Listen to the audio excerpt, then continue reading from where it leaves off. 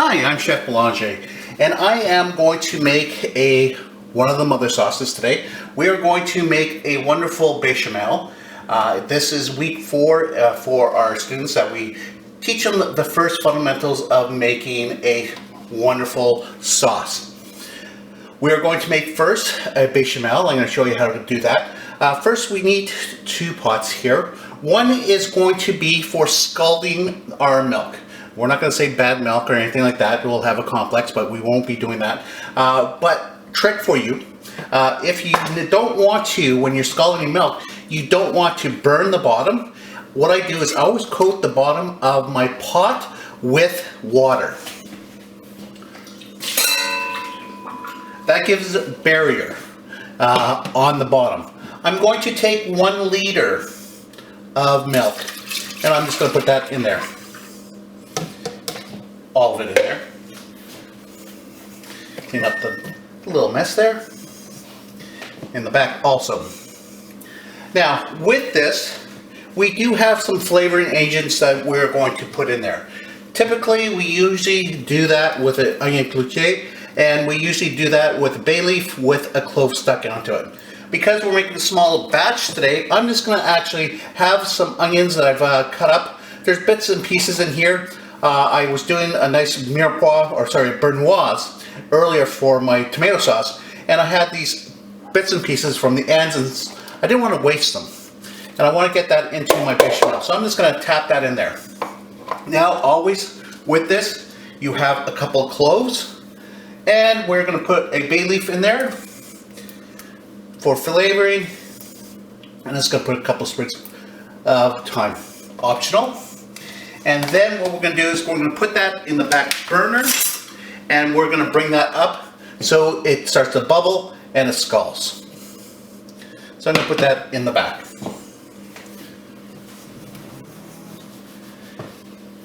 And I'm going to turn on my induction burner for the back, and I'm going to put that on high.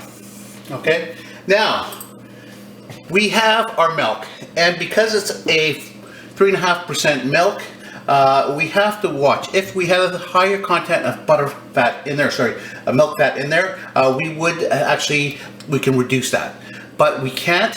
What will happen is we'll get lumpy if we don't have a thickening agent. And today we are going to use a traditional white roux today. It is equal parts of butter and flour. So I'm going to turn that on to medium. So it's important to understand whenever you're making in a roux that it's always equal parts. So if you're doing that with butter, you're doing that with oil, it doesn't matter. It's always 30 grams, and we have 30 grams of flour. I do have a spoon here. I do have a whisk here. So if you think that you can make a wonderful white sauce or the bechamel, and you need a whisk to get out those lumps, don't worry, we'll show you with a wooden spoon today. Okay, so we're going to melt that down, and we're going to make a roux. And with roux, again, you have different types of roux. You have white, blonde, brown, and then you can go all the way up to something like it is a blackened or Cajun product, and that's really dark. And the difference is that if I was doing that, I would be doing something totally different with this. I would be using oil, because if I tried to bring this up, it would start to actually burn those milk solids in there. They would burn, and then that would off-color my product and also give me a bitterness that I don't want. So again, I'm just taking that and melting it down. Once that melts down, I'm going to now take that and I'm going to add my flour. I'm going to cook that out for roughly a minute. I'm having a look at the back. The back looks pretty good with my milk itself. Again, we're going to keep on making that until we melt that down. Okay, so I turned it up a little bit higher. The back is going nicely. And the one thing about the inductions, it doesn't take long for that to heat up. It's starting. Okay. Again, you can see it's melting away. And the trick with that I always mention to my students, and I always mention to people, is that I always like to have my roux colder than my liquid. So it doesn't matter. This could be chicken stock, it could be beef stock, it could be veal stock, it could be fish stock. Whatever roux I'm making for that, this has to be colder than that. Remember, this is a fat that we're working with, so with that fat, it does heat up hotter than this. Remember, this temperature, once it comes to a boil, is 100 degrees Celsius, or 212 Fahrenheit, and with oil, that would be over that temperature. Okay, so now we've melted all that. Now I'm going to add my flour to that. Simply tapping that in. And then I'm slightly going to cook that out. And after I cook that out, just roughly a minute, then I will let it sit and just let it sit so that way there it cools down. Okay, you can see the consistency of my roux on that. Again, I'm not going to add any color to this.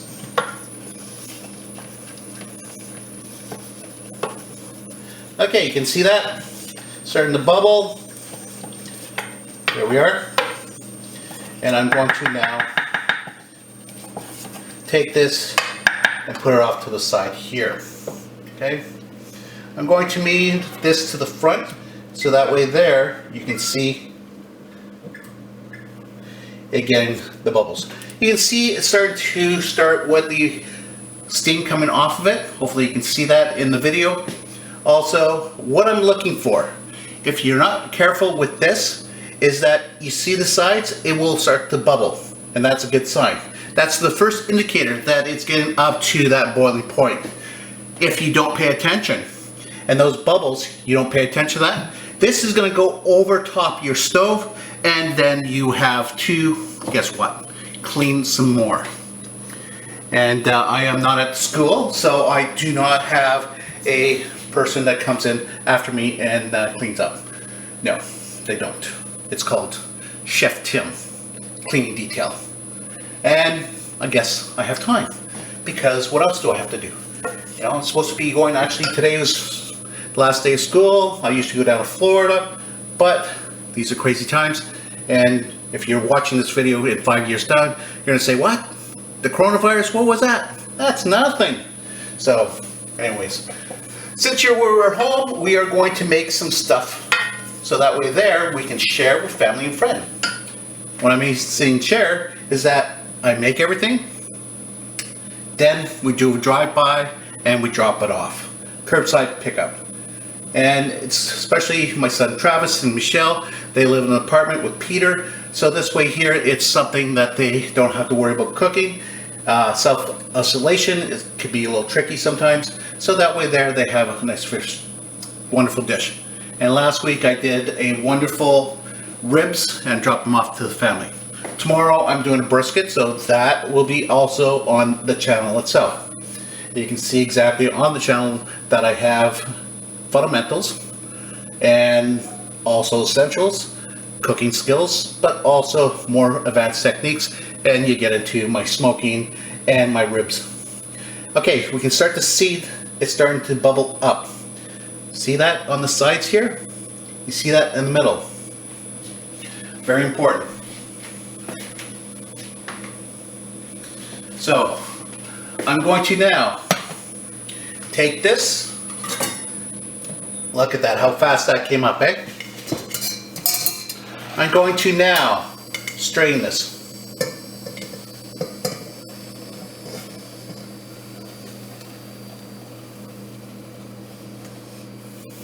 Everybody can see that? The bottom is not burnt. Okay, so, very important. I got my flavoring from my ingredients here. Again, because it was only in there for a short bits, I did cut that up finally. Okay, so again, I'm just going to put this off to the side itself. I'm going to turn this off.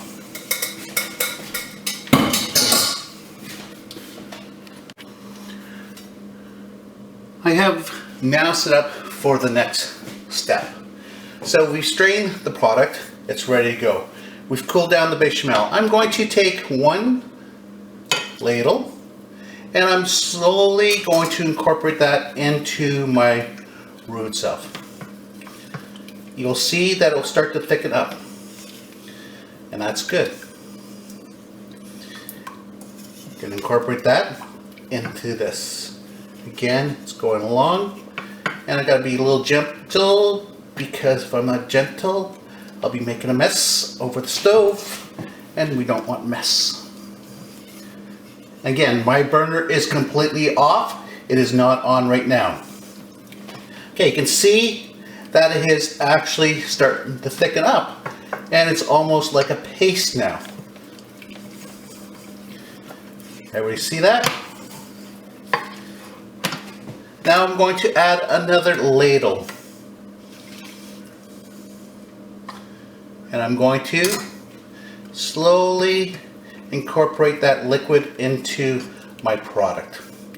I can speed this up and do this a few times, or I can use a whisk. But I just wanted to show you that it can be done with a spoon versus a whisk. We're almost there. Again, you can see it starting to incorporate into the roux. It's starting to get thick again. Keep on mixing it. And those lumps do come out.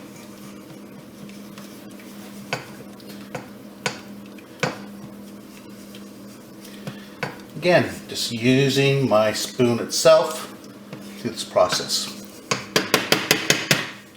Or you can speed up the process by using a whisk.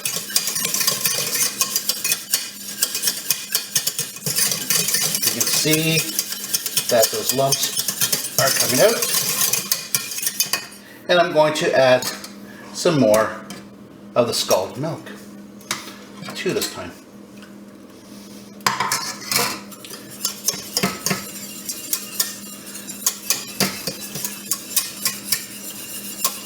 Okay, incorporating that in. Now you can see that it's actually getting thin. You're saying, well, now it's not looking like a wonderful sauce itself. I'm going to now put the rest in.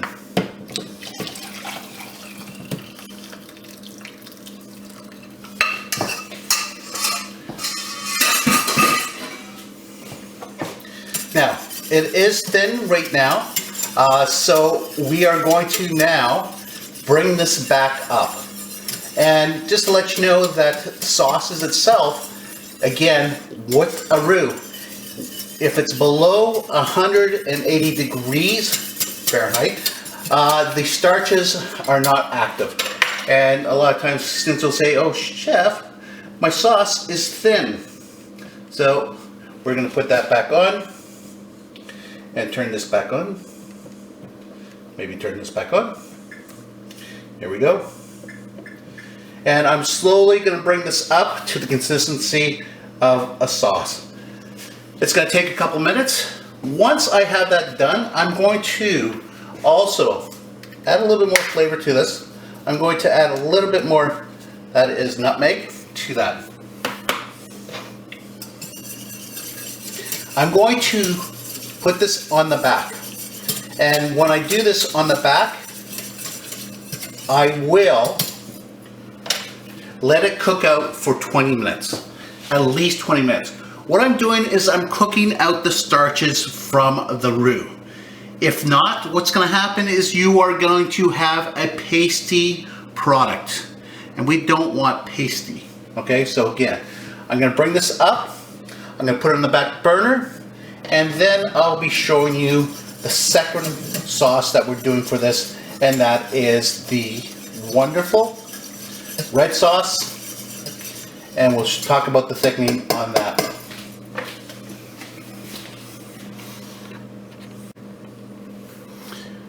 The temperature of the bechamel is coming up, but it's important also that you pay attention to your bechamel, because if not, what's going to happen is it starts to thicken from the bottom up, And if you're not there to make sure that that is thickening on the bottom, is moving around, what's going to happen is it's going to stick on the bottom and you're going to have a burnt sauce. Burnt sauce means bitter. Anything that you burn is going to make it bitter. Do we want bitter? Well, it depends on if it's a Belgian endive. Radicchio, yes, that's bitter. But we don't want our sauces bitter. So we're almost there. We're going to see that the steam's coming up. I can feel the consistency starting to come up on that. I'm going to have a quick little taste to see how we are. We got 20 minutes also. Okay, nutmeg in the background, good. I'm just going to add just a little bit of pepper, not much. I'm only going to add a pinch of salt because, again, most of the time I will only season stuff at the very end. But here, I know my product. I'm a trained professional. So I'm going to now let this thick. So you can see it's starting to coat the back of my spoon. That is good. That's what I want. Coating the back of the spoon. Bigger pot, be nice too. Okay. Again, I'm just going to move that around. And I'm going to now put this on the back burner and let it cook out for 20 minutes.